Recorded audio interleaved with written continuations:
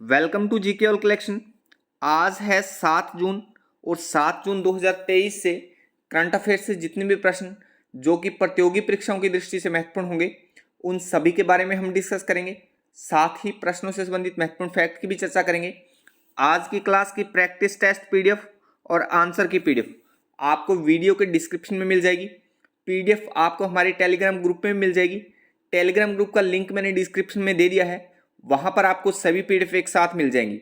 Video को अंत तक देखें। वीडियो के अंत में सामान्य विज्ञान का एक क्वेश्चन भी मैं आपसे पूछूंगा जिसका आंसर आपको कमेंट बॉक्स में देना है। डेली करंट अफेयर्स वीडियो देखने के लिए जीके ऑल कलेक्शन को सब्सक्राइब करें। तो चलिए शुरू करते हैं।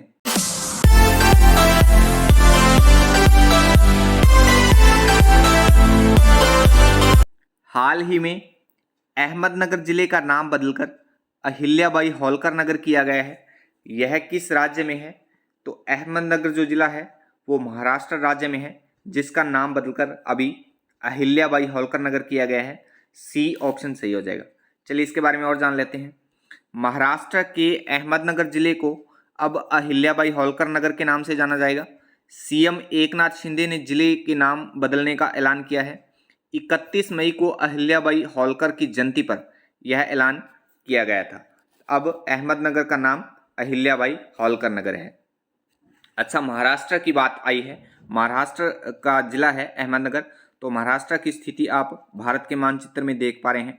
यहाँ पर महाराष्ट्र का गठन 1 मई 1960 को हुआ। 1 मई को महाराष्ट्र दिवस मनाया जाता है, ये थोड़ा ध्यान में रखिए। राजधानियां महाराष्ट्र की 2 है। मुंबई ग्रीष्मकालीन राजधानी है और नागपुर शीतकालीन राजधानी है।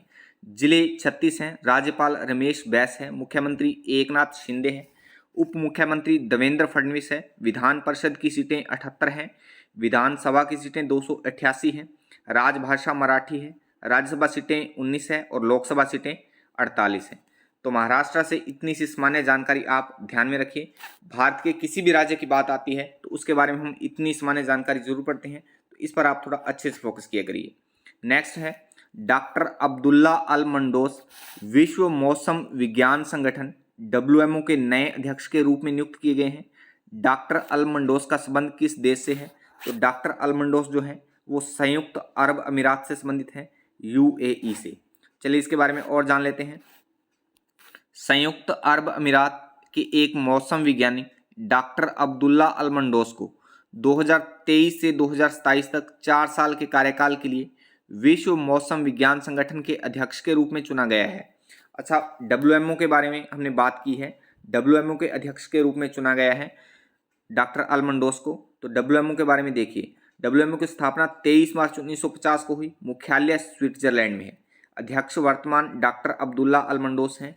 23 मार्च को विश्व मौसम विज्ञान दिवस मनाया जाता है। तो WMO के बारे में इतनी जानकारी आप ध्यान में रखिए। जब भी किसी ऐसी विशेष संस्था की बात आती है तो उसके बारे में हम इतनी जानकारी जरूर पढ़ते हैं, हमेशा पढ़ते रहेंगे। तो इस पर आप थोड़ा अच्छे से फोकस किया करिए। अच्छा, इसमें हमने संयुक्त अरब अमीरात की बात की है। जब भी हम किसी देश की बात करते हैं विशेष रूप से, तो उसके बारे में हम उसकी भौगोलिक जानकारी और थोड़ी सामान्य जानकारी भी उसके बारे में देखते हैं। तो UAE के बारे में देखिए। विश्व के मानचित्र में यहाँ पर संयुक्त अरब अमीरात की स्थिति है, पश्चिमी एशिया में। राजधानी आबू धाबी है संयुक्त अरब अमीरात की।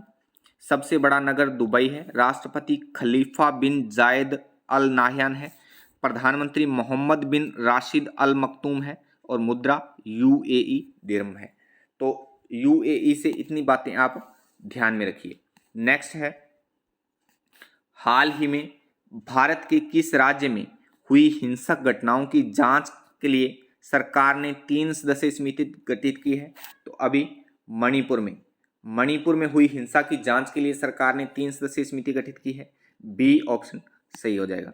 चलिए इसके बारे में और जान लेते हैं।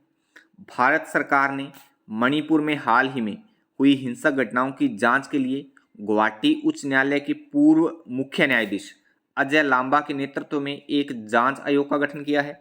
80 से अधिक लोगों की जान जाने के साथ हिंसा और दंगों ने विभिन्न समुदायों के सदस्यों को लक्षित किया है।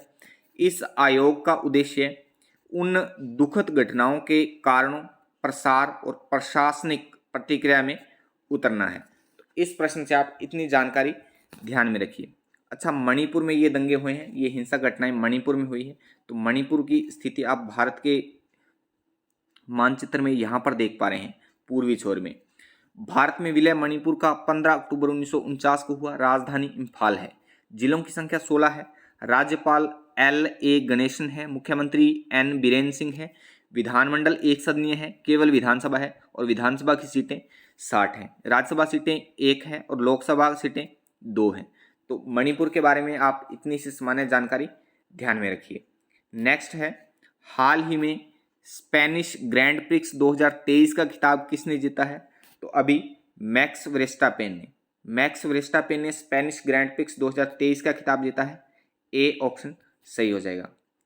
नेक्स्ट है, हाल ही में किस वैश्विक नहर में कच्चे तेल का टैंकर टूटने से वैश्विक जलमार्ग यातायात बाधित हो गया है?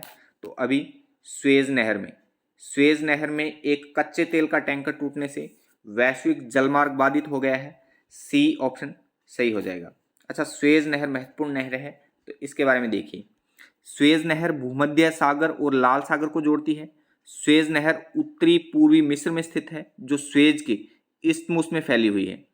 यह नहर उत्तर में पोर्ट सईद शहर से दक्षिण में स्वेज शहर तक लगभग 120 मील यानी 193 किलोमीटर तक फैली हुई है। स्वेज नहर अफ्रीका महाद्वीप को सिनाई प्रायद्वीप से अलग करती है। स्वेज नहर मिस्र के लिए राजस्व का एक प्रमुख स्रोत है। महामारी से पहले स्वेज नहर की मिस्र की GDP में 2% योगदान था।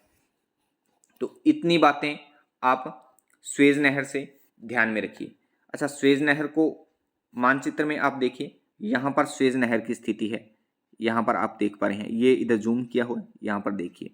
स्वेज नहर भूमध्य सागर और लाल सागर को जोड़ती है। तो ये यहाँ पर लाल सागर है और ये यहाँ पर भूमध्य सागर है और इनके यहाँ पर मिड में यहाँ पर आप देख पा रहे हैं स्वेज नहर है। तो स्वेज नहर के बारे में हमने जाना।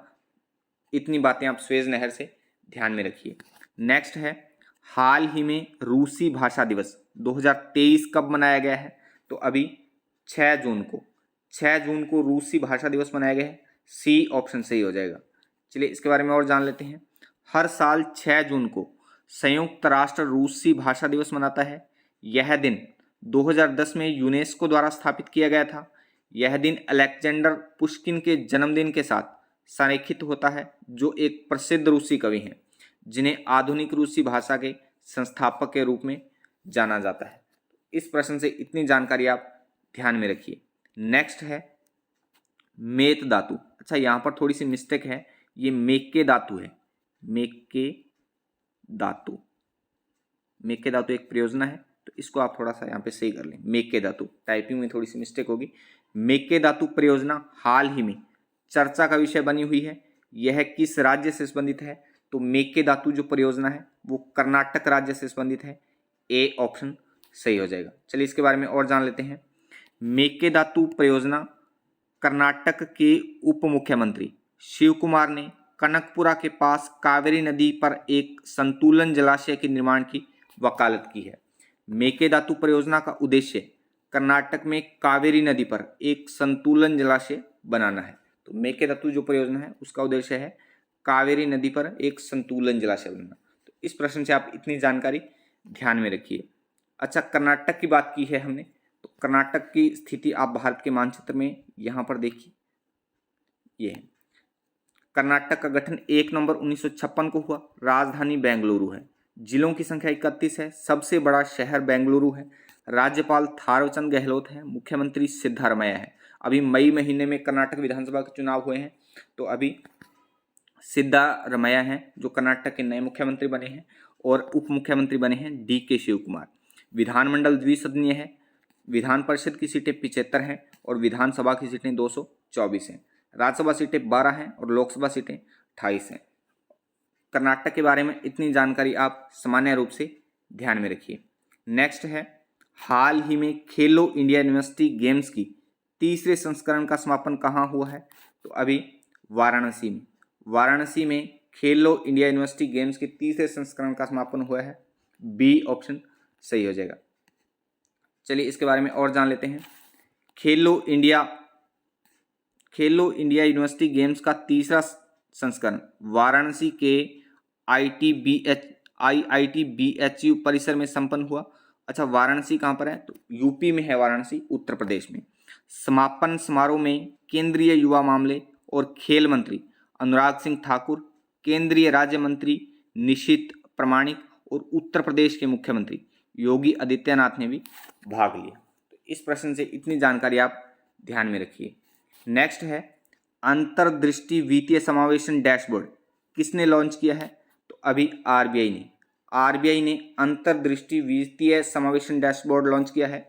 बी ऑप्शन सही हो जाएगा। चलिए इसके बारे में और जान लेते हैं। भारतीय रिजर्व बैंक के गवर्नर शक्तिकांत दास ने 6 जून को अंतर्दृष्टि नाम से एक वित्तीय समावेशन डैशबोर्ड लॉन्च किया है। अंतर्दृष्टि डैशबोर्ड के जरिए वित्तीय समावेशन की प्रगति का आंकलन तय मानकों के अनुरूप किया जाएगा, साथ ही इससे निगरानी में भी मदद मिलेगी। अच्छा, ये डैशबोर्ड आरबीआई ने लॉन्च किया है। तो आरबीआई के बारे में देखिए।